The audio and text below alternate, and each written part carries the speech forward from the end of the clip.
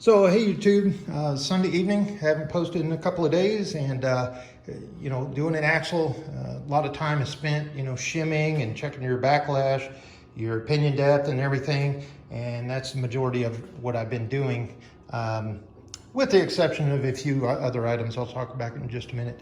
Got the rotational torque and pinion depth set, and then got the backlash set. And I did want to show you the wear pattern. This is a used ring and pinion, so we're reusing the original. And see if I can't get down here and show you the wear pattern. There's your drive side. You can see about the toe of the tooth down to about 2/3. So that's what we call in the racing world would be a competition setup. And then on the coast side, you got it right there, so you can see, oh, that one's probably a good mark. It's about right in the center and a little bit lower than the top of the tooth, so it's pretty centered. It is used, and using these now down here, there's a couple, it looks like it's right at the toe, but if you really look at the wear pattern as it's progressing, it's down in there. So I think we're going to be fine with that. It is used. I will tell you that the original shim pack on the backlash, the gear side, so the tooth side shim pack on this, under this bearing, was 29 thousandths, 29 thousandths. And then on this side, it was 54 thousandths.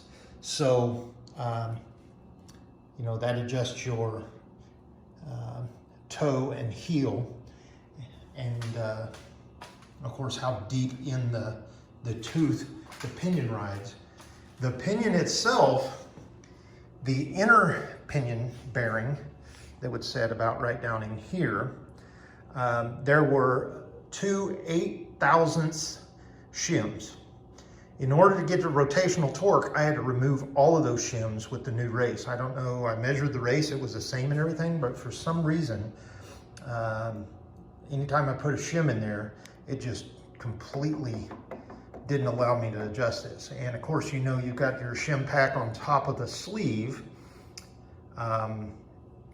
beneath the outer bearing, and that of course just, adjusts how much rotational torque you have on this end, but also this inner one adjusts where your pinion rides on your tooth. So I've got it set up again. It's used. It's a used ring and pinion, so we wanted to keep it all original. Got it as close as I can get it, and there is a little bit of click back and forth. You can hear that, but I've got this nut loose, and I've still got to pull that off, put the oil slinger on there, put the seal in there, and the gasket. Don't ever forget the gasket that goes on that little ledge in there.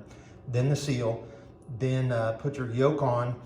It's real important on these yokes, the original ones, some have an umbrella that kind of, go from the base of about midway up, I guess, on the yoke, and then kind of hang over.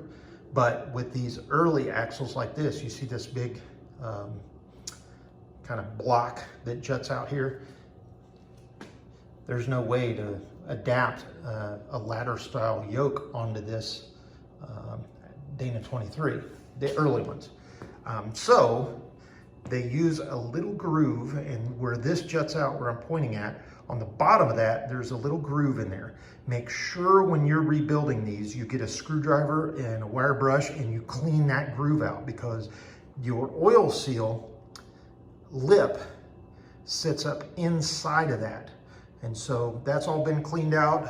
When I get the seal in there, and get this back on, tap it back down in there, make sure that lip of the seal is inside of there. I've seen some where, folks have had the lip kind of sitting on the outside. Well, of course, all your differential fluid's going to fly all over the place. So make sure that lip is actually inside of that that yoke crevice, if you will.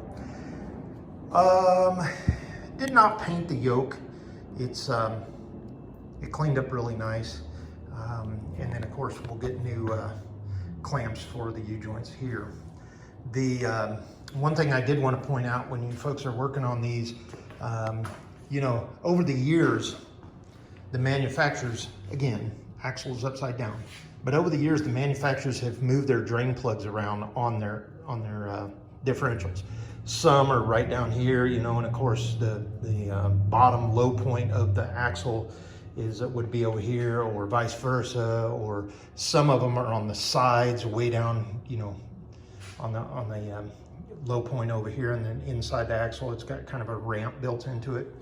Well, the low point of the pumpkin is there. Now, why is that important? Because if you look at that ring, you see where this plug is?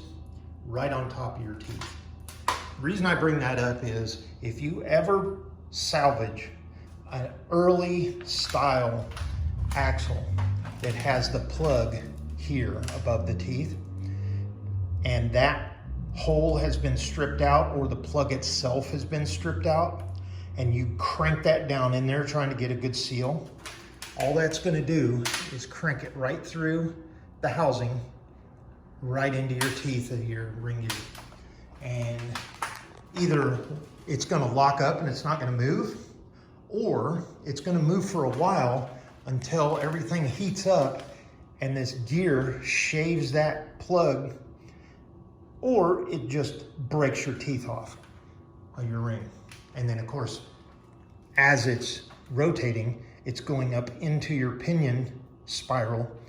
And of course, that's not, you know, that doesn't clean out as well as these nice, you know, kind of straightish, kind of concave teeth here. They're more of a spiral, and any little particles or chips of metal get right down in that pinion ring, or in that pinion gear, and just shred everything. So real important, take a look at that. And this one's out pretty far, as you can see. I haven't got it cranked down in there very far because I'm still assembling everything. The first set of hub nuts and washers are in there, all the bearings that have been packed with grease and everything. Got the seal on the back of the hub. I did, you know, wipe all the crud off, and you know, everything that was on that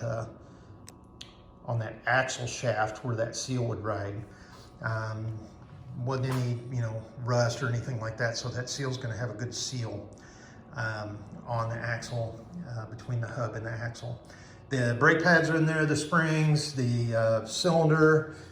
There's other videos out there on YouTube on how to set those up, so I won't be repetitive. But I will share that if you're having problems getting your hub on or off, your axle's upside down, remember. Your adjusters here for your brake pads, you know, you've got your nut and then this flat kind of, I guess, rectangle shape here and here. So undo that nut and then grab a hold of those flats with, you know, what you have available. Hopefully you've got a wrench that will fit it, because you don't want to bend those off, but rotate them. And typically they're going to be like they are here. They're kind of toed in towards the bottom. And what that does is that adjusts your bottom part of your brake pad in and out. And you want to get them in so your hub will come off and on. Now, when you're setting your bearings, that's real important too, because per the manual, you're supposed to crank the first nut down. You know, you put your hub on with your bearing, and then your washer, and then your first nut, and you're supposed to crank it down until you feel it bind when you're rotating, and then back it off 1/6 or 1 flat. So about like that. Then you would put your lock washer on and your nut, crank that down, and then bend the tab on the lock washer, and that keeps everything seated. Okay. If you're having problems you know, setting your, you know, trying to feel where that's going to bind on you, check your brake pad adjusters here. Now, we did get the original left-hand lug nuts for the lug bolts on the hub. So different color there, and those are left-hand thread.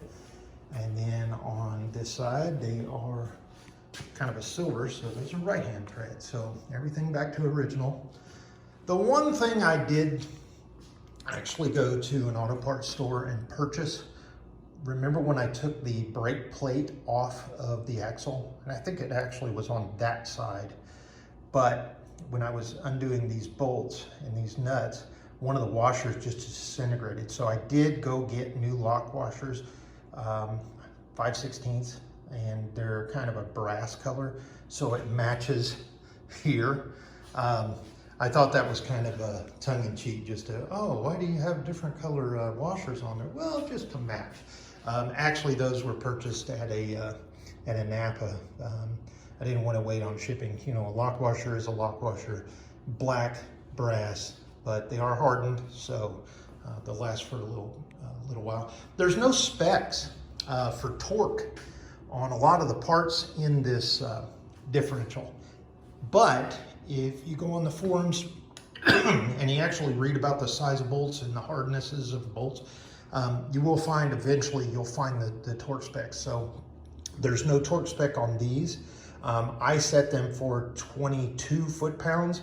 I think some folks on the new CJs, newer CJs, CJ3 and so forth, they use 25, so I think that's going to be just right. And not so much that it's too tight it's going to break a bolt or strip anything, but enough it's going to hold that lock washer on in your brake plate and all of your mechanisms here. Let's see what else. Have not worked on the frame at all, any of the leaf springs or anything. I do have the box of parts over there, waiting for that, and I'll probably jump on that tomorrow or Tuesday. But like I said, just today and a little bit yesterday, I was working on the shims, setting the preload, the backlash, the rotational torque, working on the shims and everything like that. Over here, I've got the master cylinder rebuild kit. So, and I did go ahead and get a new brake shaft, I guess. And the reason for that, I want to make sure that eyelet doesn't have any play in it. And if the old one, you know, was so rusted up, there was no adjustment in the bolts there. The original parts are here. And this is the original little booty that would go on the bottom, you know, around that shaft there. Whoops, actually this way. And it's, see how it's kind of got a spring to it? Well, two came with rebuild kit. So you've got this kind of funky one here, looks like a bell. And then you've got one that looks like the original. This one matches exactly to that. So we'll probably use that. This one's a little bit easier to keep clean. Obviously, you're not going to get grime and crud and everything down in the grooves here. But you know, for originality, I think we're just going to go ahead and use that. And then it does come with your new plunger and all of your, you know, your rubber gasket kind of things, and a new one-way valve. I did go ahead and get a new brake switch. Why not? We're in there. It's like a $5 part. The old one was so cretted up. I mean, no use in reusing that. So I did jump on that and threw that in the shipment as well. So that'll go on the end of the master cylinder. I do have the housing of the original master cylinder soaking in the Behrman's fluid over there, parts washer, just to get the remainder of crud that I couldn't get with a brush and you know, a pick and so forth. So just make sure that cleans up real nice. And then I'll go ahead and get that assembled probably, well, sometime this week. It didn't come with a new washer for the cap, for the fill cap. Here's the old one. I'm not going to reuse that, but I need to figure out why it didn't come with a new gasket. I mean, that's kind of a basic thing you'd think would come with the rebuild kit. And that is just about it. Here's the nuts and the lock washer for the hubs I've still got to put on. And make sure when you're doing those axles and you're adjusting, putting them on, taking them off, you get the proper size socket, okay? Don't go in there and use a chisel or something trying to whack these things tight. It's just, I mean, I know there's people out there that do that, but somebody like me is going to go in there and try to use our socket, and it's going to be rounded off on the corners, or we're going to try to go in there with our fingers and we're going to cut ourselves on the, where you've whacked it with the chisel. Do things right. Just a little bit of advice.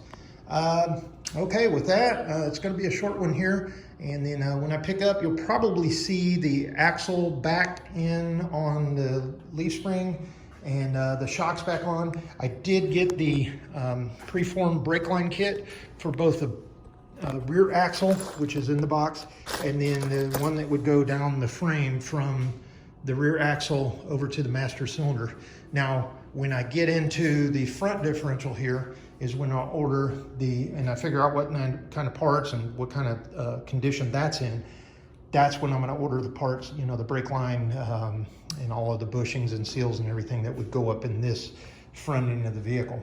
I did get the new transmission mount, both this little rubber kind of shaft one, and then there's a flat one that sits right here on the cross member that goes underneath the transmission.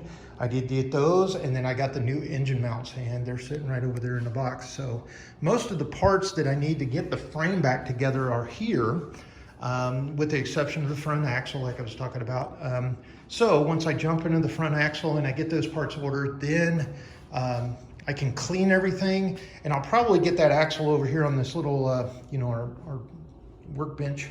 And then I want to get the transmission up on the table here and actually start disassembling it, figure out what I need to do with parts, and see how the seals, and obviously the seals need to be redone, but see how the gears look and everything like that, and the throwout bearing, etc. So, and then we'll come the engine. So with that, have a great evening, and we'll talk to you soon.